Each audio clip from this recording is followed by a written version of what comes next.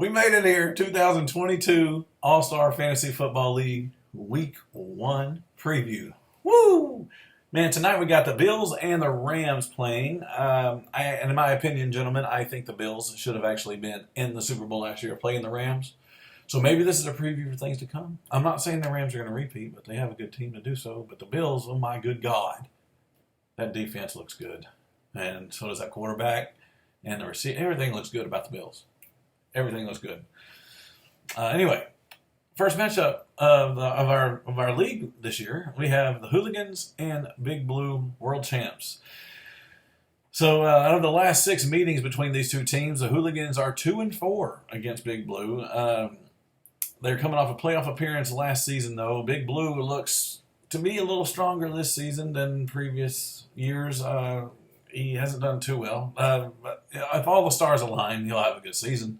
Big Blue, that is. Anyway, here's their players for the games this week. All right, we have Mahomes in there for the Hooligans with James Conner, Antonio Gibson, Damian Harris, Gabriel Davis, Juju Smith-Schuster, C.J. Uzama, Greg Zuerlein, and the 49ers defense. Projected for the Hooligans 130 points. For Big Blue, Josh Allen, who plays the Rams tonight. I think that game is in Los Angeles, by the way. He's got Josh Allen, Cam Akers in there. So he's got 2 players in there tonight. Nick Chubb, Breece Hall, CeeDee Lamb, Cortland Sutton, Pat Freiermuth, Jake Elliott, and the Ravens. Man, that's a pretty good squad. Only projected at 121, though. So that's a 9-point dog for Big Blue going into week 1. So good luck, guys. We'll see what happens.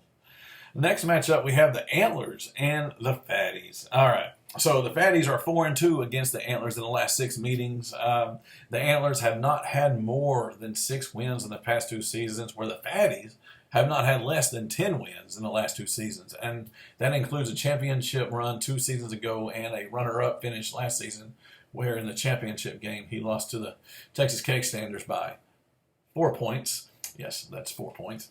Anyway, so this is the first matchup. Of course, the first game that he's had since that loss. He's pretty eager to get a win. Here's the lineups, guys.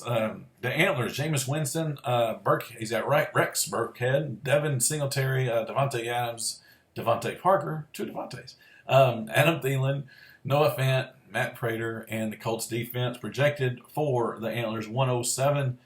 For the Fatties, they got Mac Jones, Travis Etienne, Rashad Penny, Stephon Diggs, DK Metcalf, Devontae Smith, Dallas Goedert, Folk, and I don't like Nick Folk. I've always not liked him.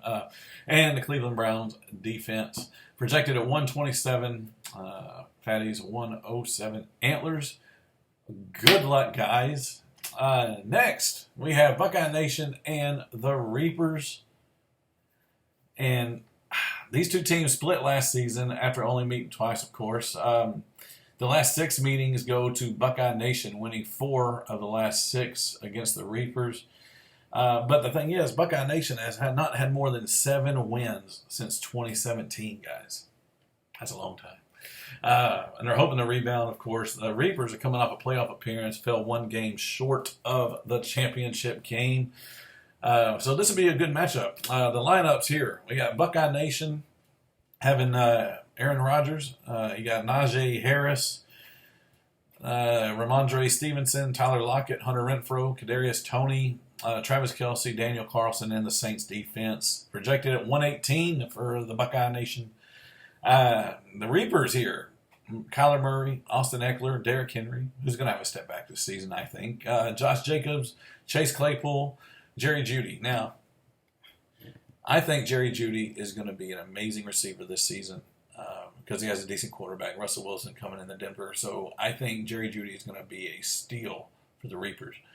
Dalton Schultz, tight end. Cade York. Is that his name? Cade York? Yes. And at kicker, and the Rams defense, who plays tonight against the Bills.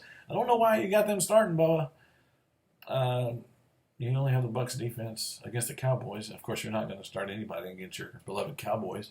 The Rams against the Bills, that's a tough one. Anyway, projected the Reapers, 125. Buckeye Nation, 118. So good luck, gentlemen. We'll see what happens there. Next matchup, not the final matchup, but the next matchup, Texas Kickstanders and Given the Business. So once again, these two teams face off in week 1. Last season, Given the Business gave the business to the Kickstanders in week 1, actually in the regular season last season, but in week 1 especially. He doubled my score, guys. He doubled me. It was like 206 to 10 something. It was ridiculous. But out of the last 6 meetings, Given the Business has won 4. But those 4 wins were in the regular season. My 2 wins are in the playoffs against him when it matters. And those 2 wins actually projected me to the title game where I won the championships 2 out of the last 3.